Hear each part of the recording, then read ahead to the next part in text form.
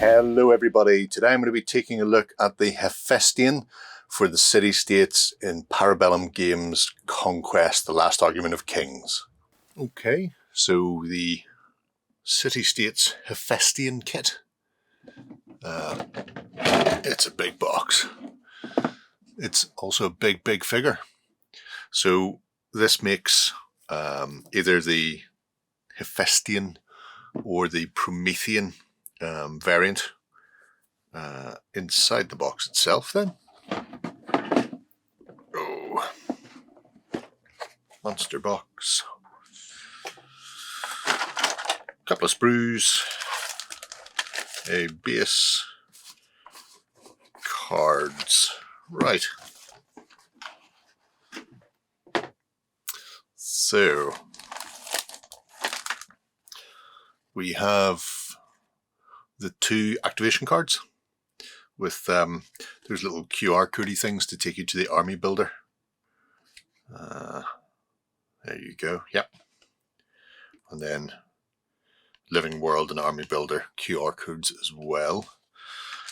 These are also used in game for activation, so depending on which one you have, you will put one of these into your army deck.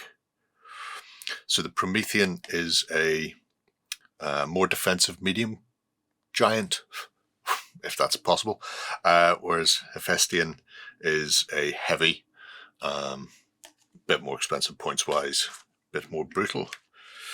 We have build guide.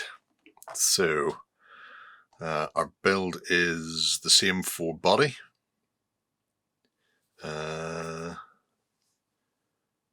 He says checking. Applicable for both. It does say Promethean variant assembly. Not sure why.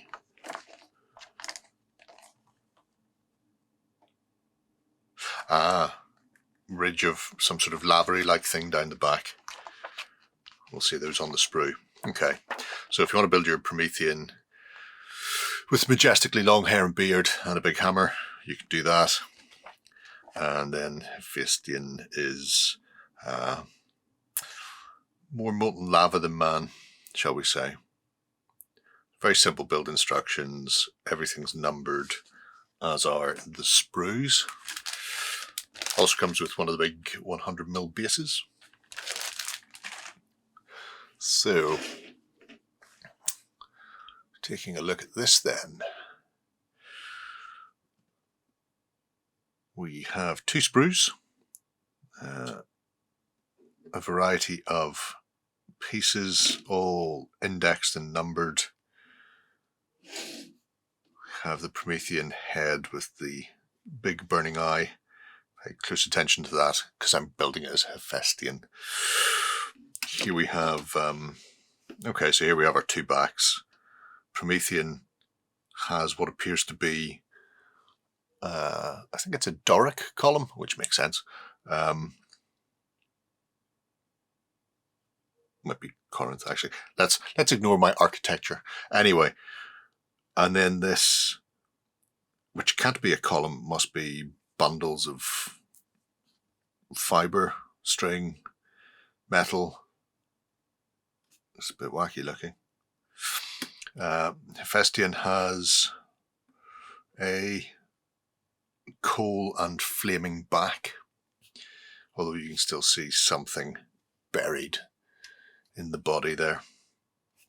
So you have this sort of technological, almost cybernetic implants, I suppose. Really nice detail. Very fine on things like this hand where you have the spring work, the wires coming through. Hopefully that picks up. Our second piece is legs and lower torso and obviously foot on rock. There's the rock, there's the foot. These parts may not be connected. Again, really nice looking detail.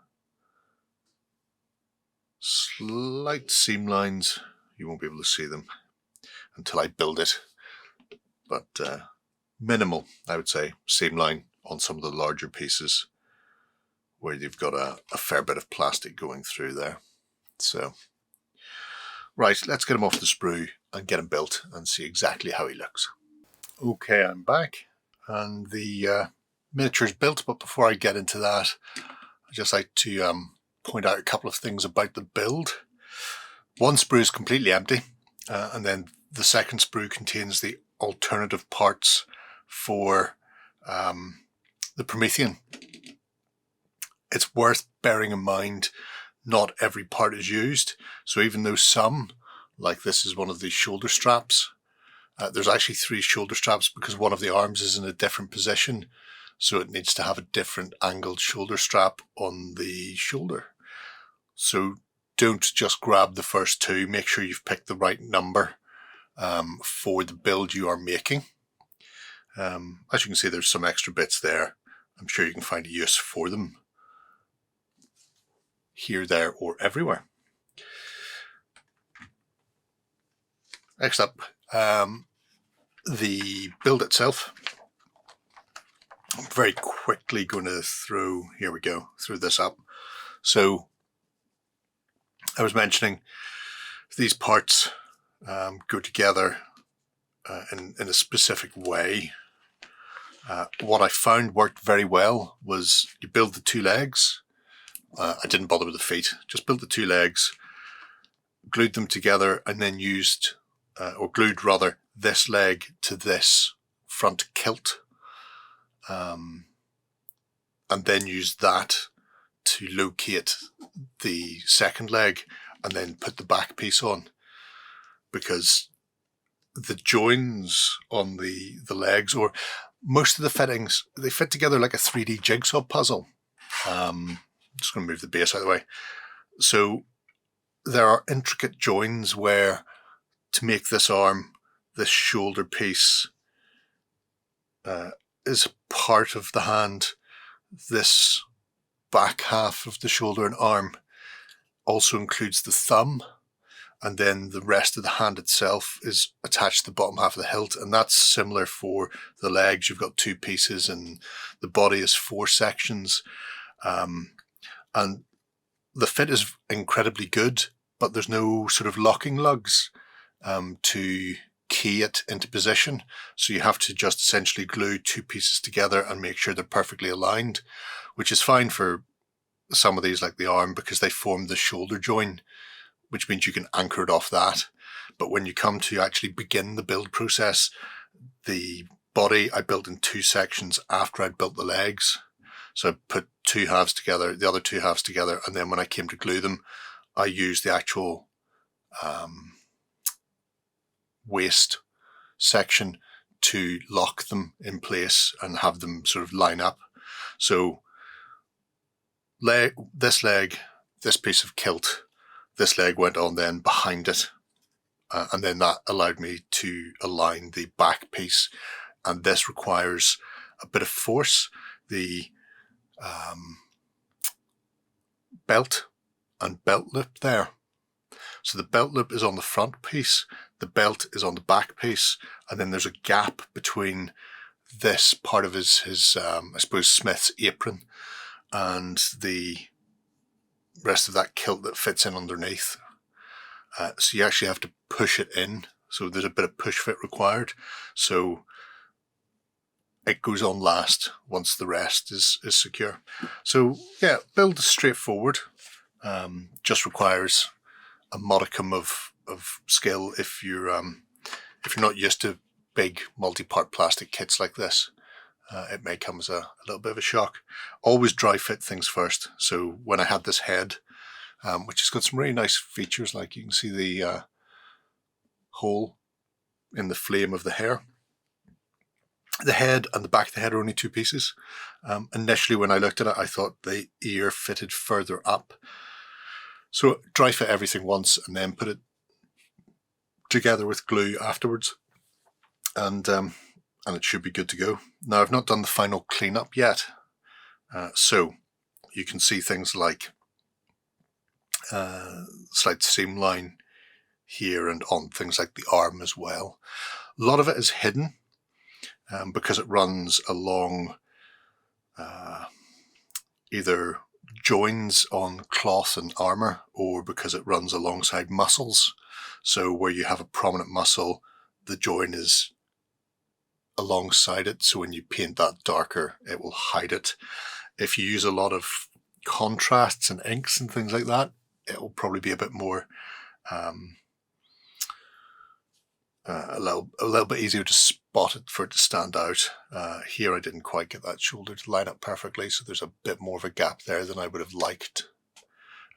But build very good. I'll run over it with some wire wool and then see if I need to putty it in any places, but I don't think I'll need to. I think the wire wool will probably mask all of those joins, and I can always go over it with go over it with a bit of thin plastic cement, the poly cement afterwards. As far as the miniature goes, he is almost bigger than my ruler. He is 100 and pop that there. 150, maybe about 148 millimeters to eye level. To the top of his head, he does go beyond my little ruler. That massive trident is 15 mil, 152 long of a haft, and then the head of it is another 153, another 53, so 55, 205 mil long. I mean, that's an epic piece of kit. If you're wondering what the difference between the Promethean and the Hephaestian is, this guy, apart from being a heavy for your list building and 250 points, he's a bit more of a bruiser. He's got an impact of 5. He has a higher cleave as well. I think he's got a cleave of 3, or maybe cleave of 2, and Promethean is a cleave of 1. They are both heralds of the Forge God. They're kind of battle wizard titans. Not a great term, but good enough, I think. After a round of combat in the end, or after a turn of activation in the end step for them, they get a chance to cast additional spells for free. And one of his is he gets bonus successes for any damage he's caused in combat, and then he can cause additional wounds to the unit he's been fighting. So you go in, do a big chunk of damage, get a free magical attack that then can make them suffer more. I think it's probably the best way to put it. The Promethean's a little bit more of a buffer, although he still has some nice auras and a similar, he has the same rule where he gets to also cast at the end of his activation, however, 2 different spells. So, stunning figure. If I pop him onto his base, so it's 100 mil round, and then the square itself is, boom, 110 mil. So big base, big guy. Should paint up a treat. And I really like the volcanic lava magma arm, whatever way you want to put it. So all that remains is to get some paint on him and add him to the army.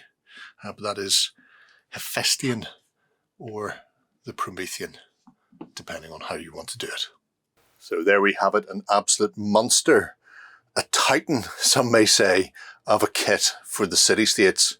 Beautiful work, once again, from Para Bellum. Obviously, it can make the Promethean as well, but I really like the little touches, but from the obviously the massive trident, the lava coal-like arm as well on Hephaestian, and obviously game-wise, a bit of a brute when it comes to combat and support as well. Let me know what you think below, folks. I'm going to move on. Bye-bye. Go ahead and check out our other content on screen now. And while you're at it, why not hit subscribe and remember to ding our dong. Go on, you know you want to click it. Go on.